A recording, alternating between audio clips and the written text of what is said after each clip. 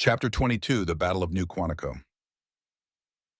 He arose and struck the Philistines until his hand was weary and clung to the sword, and the Lord brought about a great victory that day. 2 Samuel 23:10. Leaning forward in the foxhole. The piercing wail of air raid sirens shattered the morning calm, sending a surge of adrenaline through Wade's body. In an instant, the base erupted into organized chaos as Marines, sailors, and Rangers scrambled to assemble with their units. Wade's mind was on autopilot, months of training kicking in as he sprinted towards the barracks. The company armorer was already in position, efficiently distributing weapons and ammunition to the arriving troops. Wade grabbed his pulse rifle, checking it with practiced ease before slinging it across his back.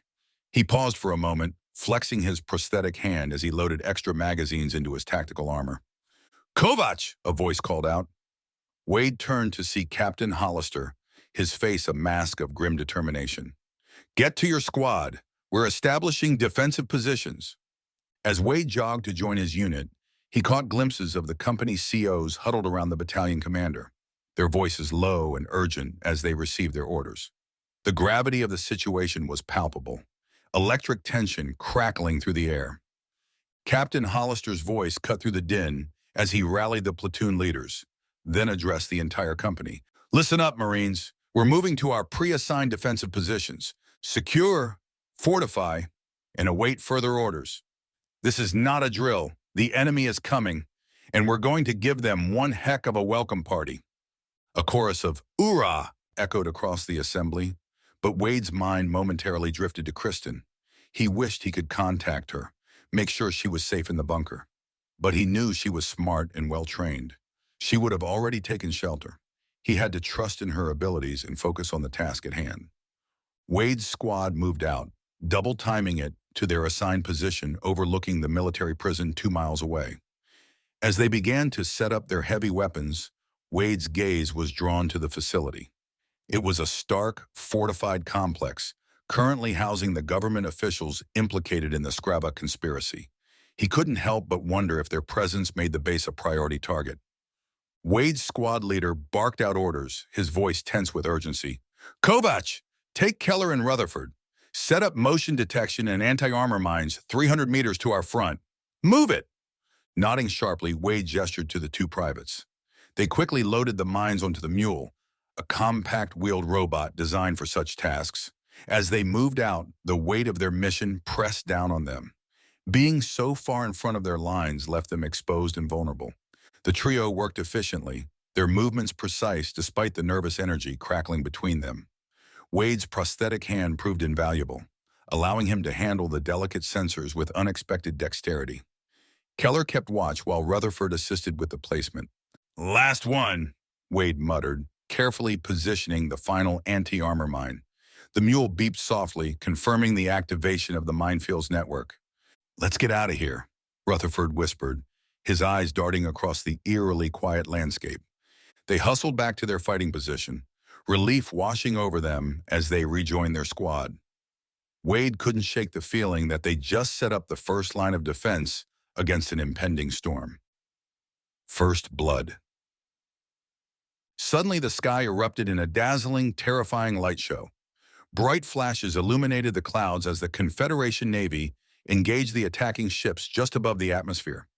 Wade's heart swelled with pride, knowing that Mayumi's intel from the Saga ship had provided crucial information on the weaknesses of the AI-operated vessels. Their sacrifices and risks were already paying off. "Here they come!" Bikram's voice cut through the tense silence, drawing all eyes to the horizon. Lieutenant Jordan, their platoon leader, steadied the troops with a calm command. "Easy, Marines. Pick your targets and aim for the neck. Make your shots count." Wade peered through his scope, tracking the incoming threats. His finger tensed on the trigger, ready to unleash plasma wrath. But before they could engage, a blinding flash and deafening roar shook the earth. Plasma rockets slammed into the prison, vaporizing the structure in an instant. The shockwave hit their position like a freight train, showering them with shrapnel, rocks, and dirt. As the dust began to settle, Wade's blood ran cold. The prison was gone, replaced by a smoldering crater, and descending through the clouds came a swarm of Skrovak landing craft, disgorging hundreds of armored personnel carriers that began to advance on New Quantico. Anti-armor teams, engage! Lieutenant Jordan bellowed. Marines scrambled to ready their heavy weapons, sending streaks of plasma screaming towards the approaching APCs. Above them, the distinctive roar of Nova Eagles filled the air as close air support joined the fray, their precision strikes turning Skravek vehicles into twisted, burning husks. The Nova Eagle strike aircraft was a marvel of human engineering, designed to dominate both atmospheric and low-orbit combat scenarios. Its sleek delta-wing design was crafted from advanced metamaterials that could adapt to different atmospheric conditions, allowing for unprecedented maneuverability. Powered by a compact fusion reactor, the Nova Eagle could achieve hypersonic speeds with ease. Its arsenal included plasma-based weaponry, smart missiles with AI-driven targeting systems, and an electromagnetic pulse generator for disabling enemy electronics. The cockpit featured a neural interface, allowing Navy pilots to control the aircraft with thought alone, while an advanced AI co-pilot managed complex systems and provided tactical support. With its ability to operate in space and rapidly deploy from orbital platforms, the Nova Eagle represented the pinnacle of the Confederation's aerospace technology in the fight against the Skravek threat. But for every APC they destroyed, it seemed two more took its place. The relentless advance of the Skravek forces was a terrifying sight, their armored vehicles grinding forward with mechanical precision. Private Rutherford, his face streaked with dirt and sweat, let out a nervous laugh. "They're in for a big surprise in about 50 more meters," he said, his eyes fixed on the approaching enemy. Wade nodded grimly, his grip tightening on his weapon. The air was thick with tension as they watched the Skravek forces draw closer to the minefield they had so carefully laid. The trap sprung. Suddenly, the front erupted in a huge ball of fire, making a towering mushroom smoke cloud. The first APC hit a motion-activated mine, triggering a massive explosion that rocked the ground beneath them. The vehicle's front end disintegrated, sending shrapnel and alien body parts flying in all directions. Before the dust could settle, more explosions followed in rapid succession. Anti-armor mines detonated with devastating effect, tearing through the Skravek vehicles like they were made of paper. The carefully placed pattern of explosives created a domino effect, each blast triggering the next in a symphony of destruction. Skravek warriors caught in the blast were vaporized instantly, while others were thrown from their vehicles, their chitinous bodies shattered by the force of the explosions. The air filled with acrid smoke and the agonized screeches of dying aliens. The minefield had turned into a killing zone, halting the Skravek advance in its tracks. Burning wreckage and alien corpses littered the battlefield, creating a gruesome obstacle course for any survivors attempting to press forward. Keller and Rutherford exchanged wide-eyed looks of disbelief before breaking into grins. They slapped each other's hands in a triumphant high five, their earlier nervousness replaced by a surge of adrenaline-fueled excitement. "Get down!" Wade's sharp command cut through their moment of celebration. His prosthetic hand gripped Rutherford's shoulder, yanking him back into cover as a stray plasma bolt sizzled overhead. The sobering reality of their situation crashed back over them. The mines had bought them time and thinned the enemy's numbers, but the battle was far from over. Wade's stern gaze brought the two privates back to focus, reminding them that this was no time for celebration. "Eyes front," Wade ordered, his voice steady despite the chaos around them. "They'll be looking for a way around. Be ready." The privates nodded, their expressions hardening as they readied their weapons. The brief moment of triumph faded, replaced by grim determination as they prepared to face the next wave of the Skravek assault. The hillside was alive with explosions and weapons fire as Easy Company fought desperately to hold the line. Wade's ears rang with the constant barrage, his nostrils filled with the acrid stench of ozone and burning metal. To their left, Wade caught glimpses of Ranger units engaging the Skravek forces with terrifying efficiency. Their advanced weaponry and tactics were taking a heavy toll on the alien invaders. But still the enemy pressed forward, their singular focus on breaching New Quantico's defenses. Clash of the Titans. Without warning, the APCs ground to a halt, their ramps slamming down to disgorge a nightmarish horde of Skravek hunters. The aliens charged up the hill with inhuman speed, their chitinous bodies gleaming in the firefight. "Hold the line!" Jordan screamed. But it was a futile command. The Skravek warriors tore through their defenses like tissue paper, tossing Marine bodies left and right as if they were rag dolls. A blood-curdling scream drew Wade's attention. His heart stopped as he saw Bikram, lifted high by a massive Skravek hunter, its mandibles tearing into his friend's body. "No!" Wade roared, emptying his magazine into the creature, but it was too late. Mayumi dove into the fighting position beside him, her eyes wide with terror. Wade grabbed her arm, steadying her as he shouted, "We've got to fall back!" Through the chaos, he could see the remnants of their unit rallying near the water tower, preparing for a last stand. They sprinted towards their comrades. Kellum and Rutherford followed, pulse rounds and plasma bolts crisscrossing the air around them. The Skravek force had been bloodied, but they still outnumbered the Marines significantly. As they reached the defensive circle, he knew in his heart that this might be their final moments. But just as the Skravek warriors closed in for the kill, the battlefield erupted in a new cacophony of sound and fury. Ranger all-terrain hovercraft slammed into the aliens' flank, their weapons carving bloody swaths through the enemy. The Ranger all-terrain hovercraft, the Badger, is a rugged combat vehicle designed for rapid deployment and overwhelming firepower. Its sleek, low-profile design allows it to glide effortlessly over various terrains, from rough battlefield landscapes to water surfaces. The craft is propelled by advanced repulsor technology, creating a cushion of air that enables it to move swiftly and silently. Most notably, it features twin plasma chain guns mounted on its sides, capable of unleashing a devastating barrage of energy bolts that can shred through Skravek armor with ease. The hovercraft's reinforced hull provides excellent protection for its operators, while its modular design allows for quick repairs and upgrades in the field. With its combination of speed, firepower, and versatility, the Rangers Badgers proved to be a game-changing asset in the battle against the alien invaders. In their wake came figures that seemed to defy gravity. Rangers in exoskeleton suits, leaping impossibly high before crashing down onto the hunters with devastating force. The Rangers' exoskeleton suits are an advanced powered armor systems, enhance the wearer's strength, speed, and durability to superhuman levels. The suits are sleek and form-fitting, crafted from a combination of advanced alloys and reactive polymers that provide exceptional protection while maintaining flexibility. Servo motors and hydraulics integrated into the exoskeleton multiply the user's strength, allowing them to leap great distances, lift incredible weights, and deliver devastating blows in close combat.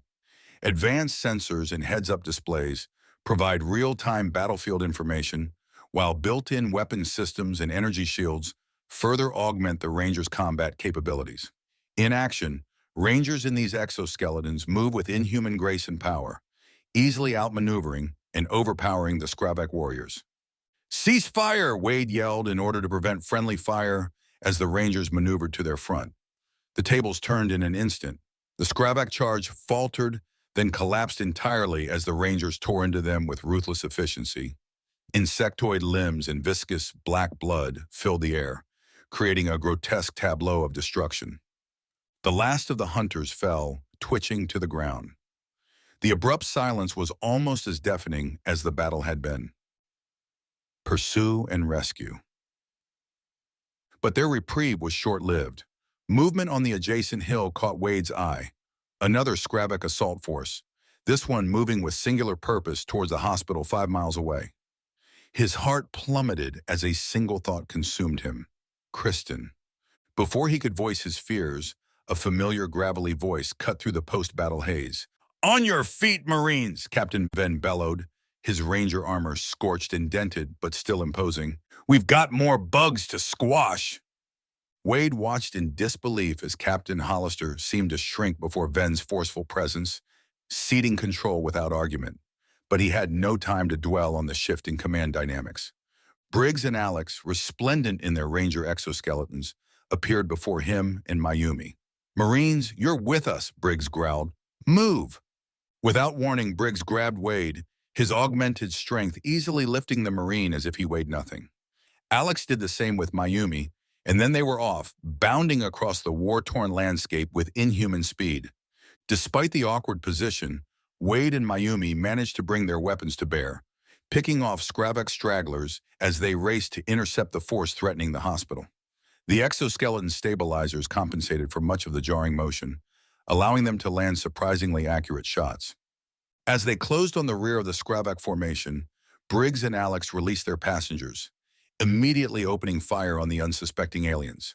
The Rangers tore into the enemy's flank and rear, their advanced weaponry and augmented abilities giving them a decisive edge.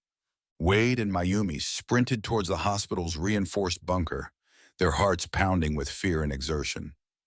They rounded a corner to find a group of hunters attempting to breach the bunker's heavy doors. Without hesitation, Wade pulled a plasma grenade from his belt. "Grenade out!" he shouted, lobbing the device into the midst of the aliens. The resulting explosion turned 3 hunters into a spray of ichor and chitin fragments. The Rangers quickly mopped up the remaining threats, their efficiency almost clinical in its brutality. As the last hunter fell, an eerie quiet once again descended over the battlefield. Wade approached the bunker door, his hands shaking slightly as he input his override code. With a hiss of hydraulics, the massive portal swung open, revealing a crowd of frightened medical personnel and patients. And there, in the center of it all, stood Kristen, her eyes locked with Wade's, and in an instant, she was in his arms, holding him tight as if she never wanted to let go. "You came," she whispered, her voice thick with emotion. Wade pulled back just enough to look into her eyes, his prosthetic hand gently cupping her cheek. "Always," he replied, the single word carrying the weight of a vow. "As good as dead."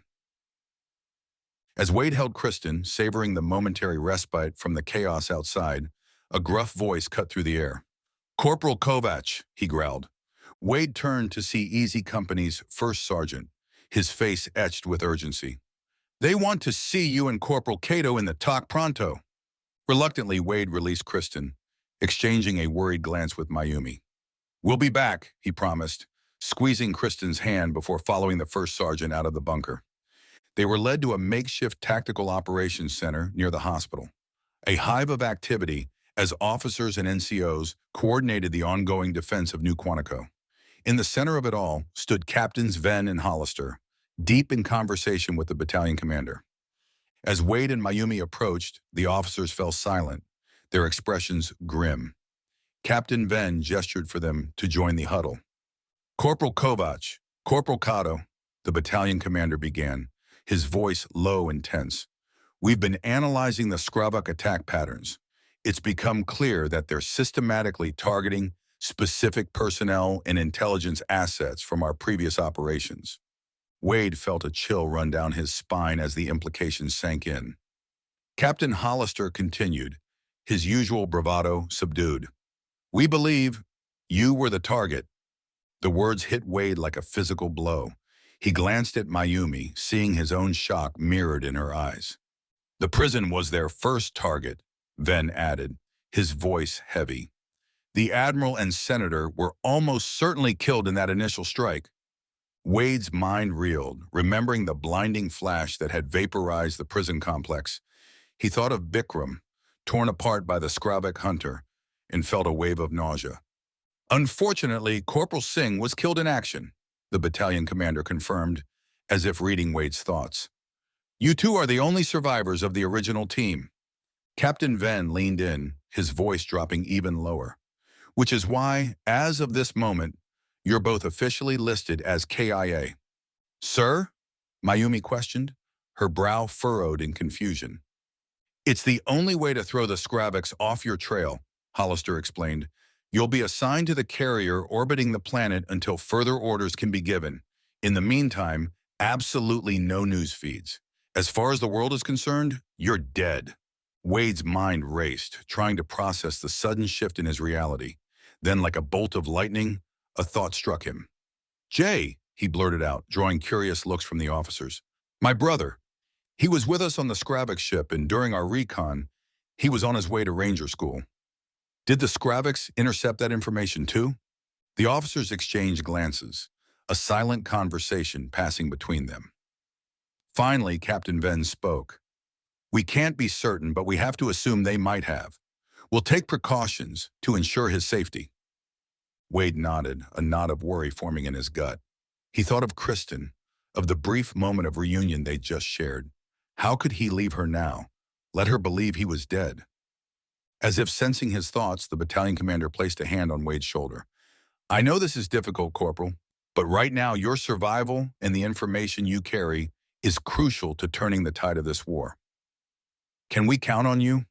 Wade straightened, pushing aside his personal concerns. He met Mayumi's gaze, seeing the same resolve reflected there. Yes, sir, they answered in unison. Good, Ven nodded.